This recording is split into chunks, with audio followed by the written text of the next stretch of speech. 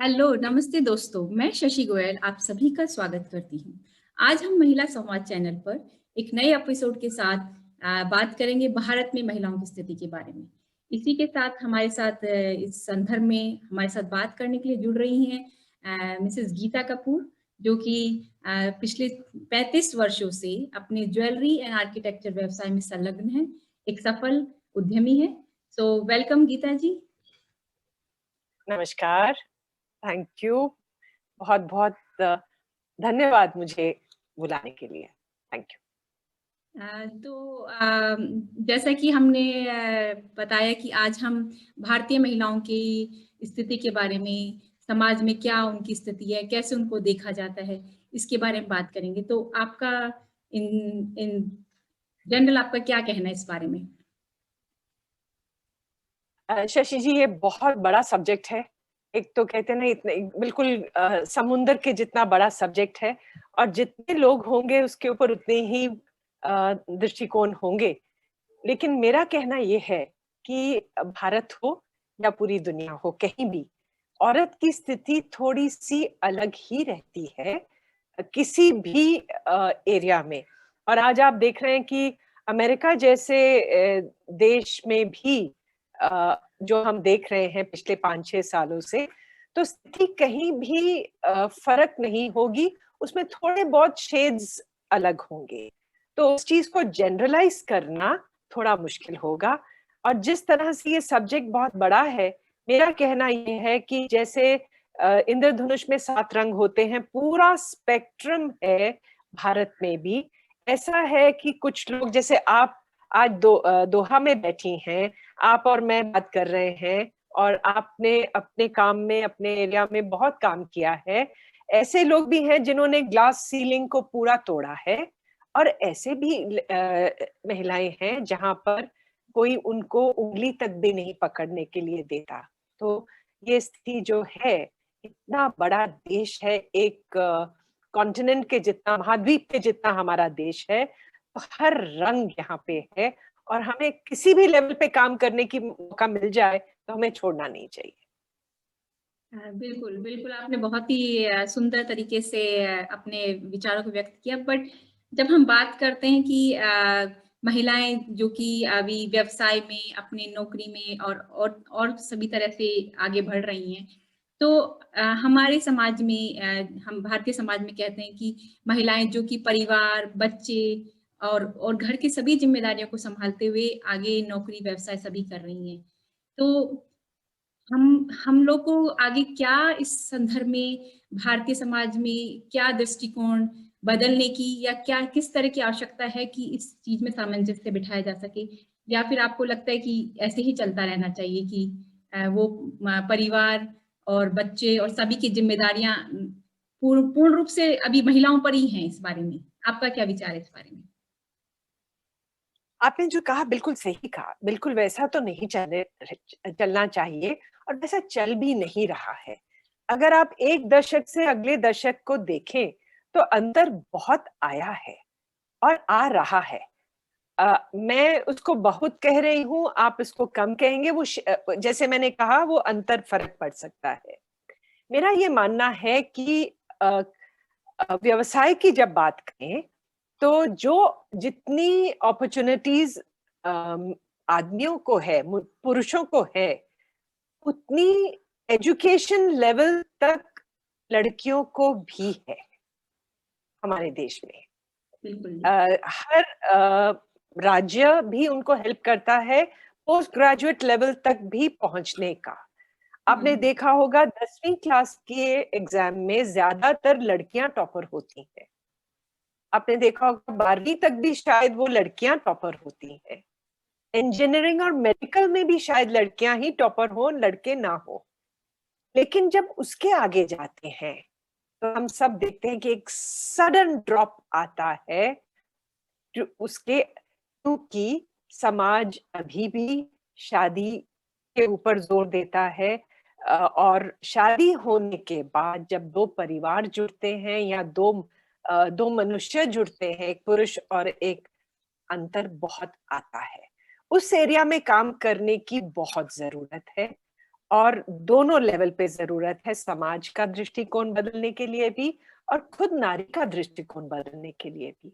ऐसा नहीं है कि हम उसी जोश जोर शोर से जब काम करने निकलते हैं तो हम अपना जो मैं कैसे कहूँ कि जो हमारा एक उद्देश्य होता है, जो गोल होता है, जो हमारी एनर्जी होती है, लेडीज की भी डाउन हो जाती है, नारियों की भी डाउन हो जाती है। वो जो दुर्गा माता वाला रूप है कि हम कुछ भी कर सकते हैं, एग्जाम तक, क्लास तक, वो व्यवसाय में आके कुछ लोग उस चीज को थोड़ा, लड़कियां, नारियां छोड़ देती हैं।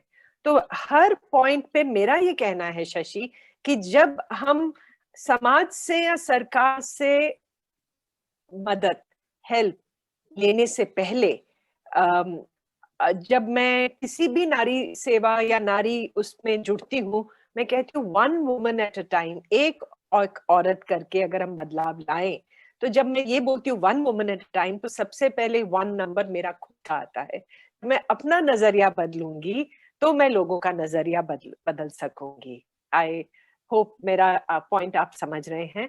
तो एक पॉइंट तो आता है कि नारियों को भी अपनी सेल्फ कॉन्फिडेंस को, अपनी क्षमता को, जो भी वो कर रही हैं, किसी भी लेवल पे, घर का बिजनेस कर रही हैं, एक कॉल सेंटर में नौकरी कर रही हैं या किसी कंपनी की हेड हैं, अपनी क्षमता और सेल्फ कॉन्फिडेंस को आंच ना लगने के लिए अपने अंदर भी वो आत्मविश्वास जगाए रखने के लिए सेल्फ इम्प्रूवमेंट करते ही रहना चाहिए।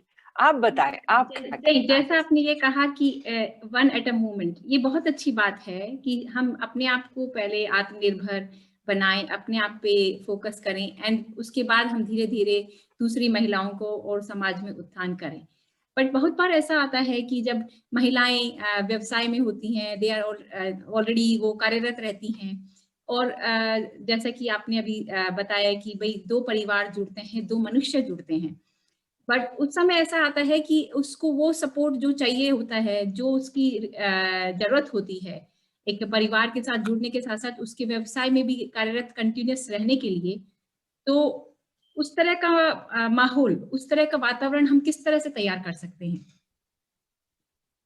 बिल्कुल, बिल्कुल सही। अब हम ये वातावरण हम बिल्कुल, जो मैंने कहा one woman at a time, एक एक औरत करके, अगर मैं लड़की के रूप में, बेटी के रूप में कार्यरत हूँ, तो पत्नी के रूप में भी कार्यरत अगर हूँ और वहां पे सपोर्ट मिले या ना मिले, हम उसको 2 मिनट के लिए छोड़ देते हैं।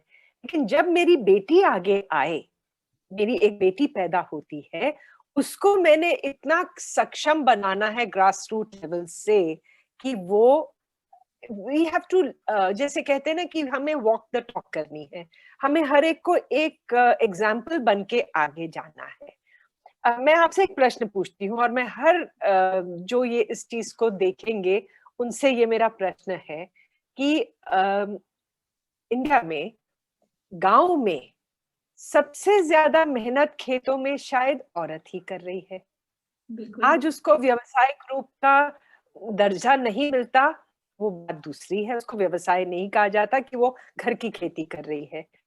आप छोटा सा गांव में एक काम देख ले, चाहे वो कुम्हार का काम है, चाहे कोई भी व्यवसाय है, वहां भी उस परिवार में आदमी से ज्यादा औरत काम कर रही है। बिल्कुल। कर तो वो रही है, लेकिन क्योंकि वहां पर हमें उस चीज की रिकग्निशन नहीं मिल रही, ना गांव लेवल पे ना देश लेवल पे, लेकिन वो बदल रहा है। तो ये बदलाव लाने के लिए जिस तरह से हम लड़की को बदल रहे हैं कि तू अपना रूप बना के चलते रहो, बी प्राउड दैट आप एक औरत बन के पैदा हुए हो, उससे बड़ी कोई एक ईश्वर की कृपा नहीं हो सकती हम पे। उसी तरह से मैं अपने बेटे को भी, मुझे ये बनाना है कि उसने अपनी बहन का, अपनी माँ का जो काम करती है और आगे जाके अपनी पत्नी का उतना ही सम्मान करना है जितना उसे अपने काम के बारे में करना चाहिए। तो बिल्कुल। वो ग्रास रूट लेवल का चेंज है। माँ लाती है पहले, फिर वो माँ जब प्राइमरी स्कूल की टीचर है, वही औरत एक प्राइमरी स्कूल की टीचर है, अगर वहां भी वो कंटिन्यू करे, मिडिल स्कूल में करे, तो हम ही ला सकते हैं शशि ये चेंज। मुझे नहीं लगता कि पहले हमें लाना है, फिर आदमी इसमें जुड़ेंगे, मेन या जो पुरुष हैं, पुरुष समाज उसमें बाद में जुड़ेगा। नहीं, जैसा आपने ये कहा कि बिल्कुल ये हम स्वयं में बदलाव ला के ही हम दूसरों में ये बदलाव ला सकते हैं। ये सत्य है, बट बहुत बार ऐसा देखा गया है कि महिलाएं आगे बढ़ती हैं, उनको प्रमोशन नहीं मिलता है। हम गांव की स्थिति को अगर एक तरफ रख दें, जो कि सत्य विदित है, सभी जानते हैं कि महिलाओं का रोल अभिन्न है, उनका रोल बहुत अधिक है, चाहे वो खेती बाड़ी हो, चाहे उनका घर का काम हो या पशुपालन हो, सभी में उनका बहुत बड़ा रोल होता है।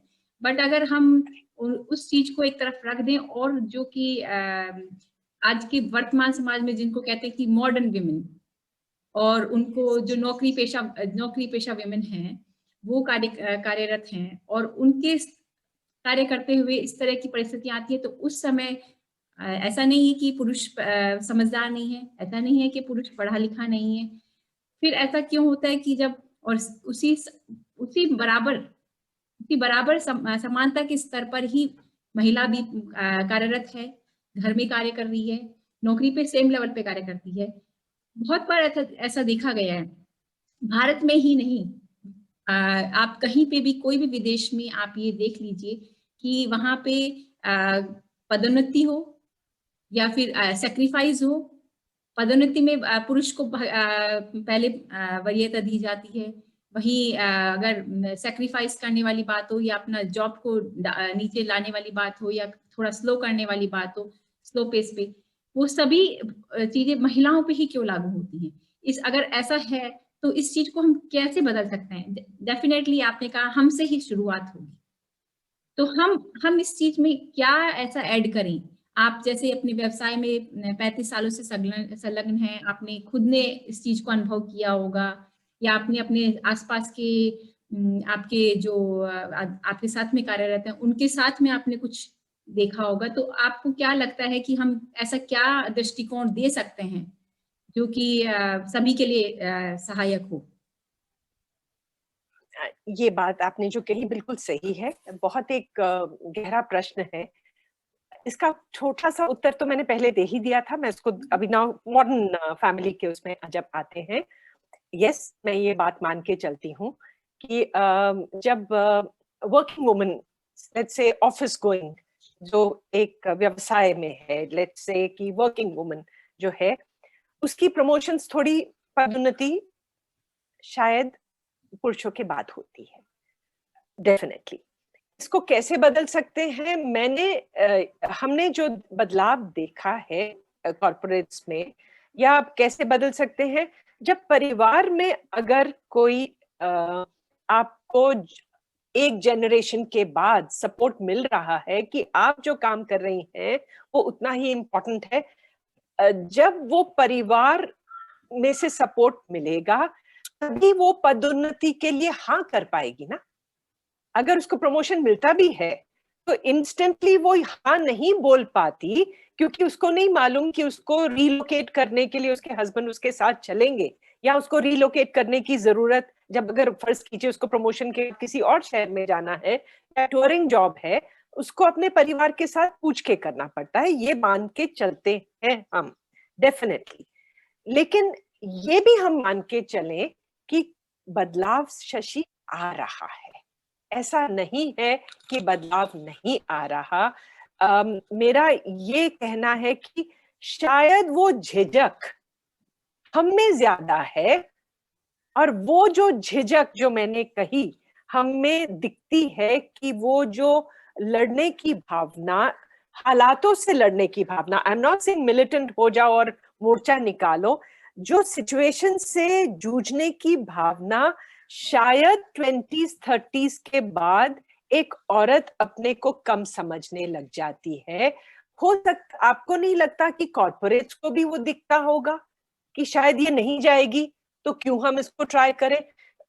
ऐसा कुछ नहीं है, corporate is there to make money, they are in business of making money, so they will employ, वो हमेशा उसी को एम्प्लॉय करेंगे जहां से उनको सबसे ज्यादा क्या बोलते हैं आउटपुट मिले। उसमें कुछ गलत नहीं है, हमें उसमें कुछ गलत है ही नहीं। और वो मान के चलना कि हमें कुछ एक्स्ट्रा दिया जाए, ये एक दृष्टिकोण जब तक हम नहीं बदल पाएंगे कि हमें हमें एक्सपेक्ट क्यों करना है।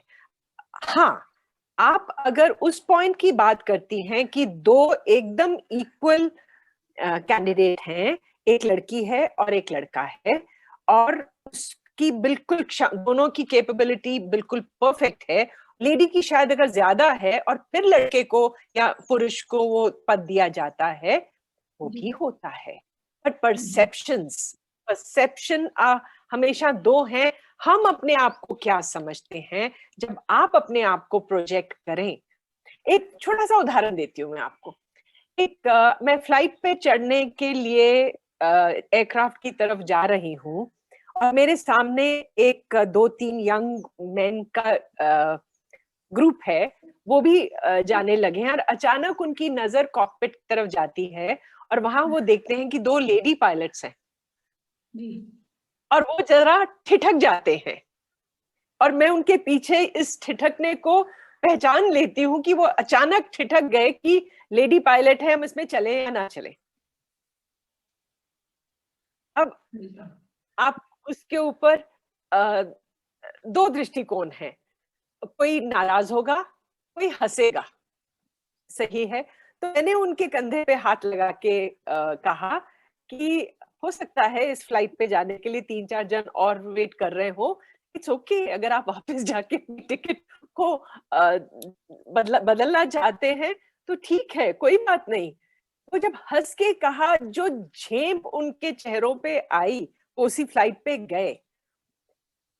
दूसरा तरीका होता कि मैं इस चीज को पहचानती, समझती और चुप रह जाती। तो पॉइंट मैं ये कह रही हूं कि हमें अपने आप को सही तरीके से वोकलाइज करना, अपने आप को सही तरीके से अपना पॉइंट कह पाना बदलना पड़ेगा। शशि, जो मैं इंडिया में हम अपने देश पे देख रहे हैं, एक तबका है, और मैं कहती हूँ महिलाओं का, मैं उनको दोनों को हम में गिनती हूँ, जो चाहता है कि हमें एक्स्ट्रा बेनिफिट दिया जाए। एक तबका है हम में जो कहता है हम अपनी एबिलिटी पे इसको अपने आप ले लेंगे, समय लगेगा। तो अब ये आपको, हर महिला को अपने आप डिसाइड करना है कि उसको किस एरिया में जाना है। नहीं, ये बहुत कोई ही गलत सुंदर नहीं तरीके से आपने वर्णित किया कि हमको दो तरह के नजरिए हैं, एक ये कि हमको लेना है और एक हम खुद बना लेना है। तो यही आत्मनिर्भरता, यही हमको विश्वास महिलाओं में देने की, उनको प्रेरित करने की और उनमें जागृत करने की आवश्यकता है। इसी के लिए हम चाहते हैं कि आपकी जैसी बहुत जो सफल और उद्यमी महिलाएं और अपने व्यवसाय में सक्सेसफुल हैं, वो हमसे जुड़ती रहें। तो थैंक यू आपके विचार हमारे साथ शेयर करने के लिए। और मैं समझती हूँ कि आपके साथ-साथ जुड़ने के साथ-साथ जितने भी हमारे साथ इस चैनल को देख रहे हैं, उनको भी से ये प्रेरणा मिलेगी कि कैसे वो अपने जीवन में सफल हो सकते हैं और आगे अपने आप को प्रेरित करते रहें। इसी के साथ धन्यवाद आपका गीता जी। मेरे पास, आप मुझे अगर 1 मिनट दे सकती हैं, अगर टाइम है या नहीं है? टाइम खत्म हो गया है? अगर नहीं, नहीं, मैं आप नहीं, हमेशा आप मैं आपसे एक ये इससे पहले, ये जाने से पहले मैं ये जानना चाह रही थी कि अगर आप अपने जीवन में आप जिस तरह से इस मुकाम पे पहुँचे हैं, उसके बारे में अगर आप हमारे दर्शकों से कुछ शेयर कर सकें, जिससे कि वो आपके विचारों के साथ-साथ आपके जीवन से भी प्रेरणा ले सकें, तो बहुत ही अच्छा होगा। बिल्कुल, वो मैं करती हूँ। लेकिन जो पॉइंट मैं कहना चाह रही थी, वो मैं पहले कह देती हूँ। मैं ये मान के चलती हूँ हमेशा, हमेशा मैं मान के चलती हूँ कि अगर मुझे आगे के 7 जन्म भी मिलने हैं, तो ईश्वर मुझे स्त्री का रूप ही देना। उससे ज़्यादा स्ट्रॉन्ग कोई रूप हो ही नहीं सकता। जब ये बात हम भारतवर्ष में इस बात को बहुत अच्छे से समझ पाएंगे। हमें देवी तो बहुत जल्दी बना दिया जाता है, देवी माँ, औरत है देवी माँ। देवी के पेडेस्टल से खींच के नीचे भी गिराने की कोशिश की जाती है, वो भी हम मानते हैं। ये सब रूप है यहाँ पर। लेकिन मुझे आप बताइए, हम में से कितनी महिलाएं हैं जो ये मान के चलती हैं कि हाँ मैं देवी हूँ। हम भी नहीं, आपको नहीं लगता कि कभी कभी हम उस पेडेस्टल को हम ही छोड़ देते हैं, उस गद्दी पे हम ही नहीं बैठते, हम ही अपने आप को सक्षम नहीं समझते कि हाँ मुझ में एक दैविक शक्ति है।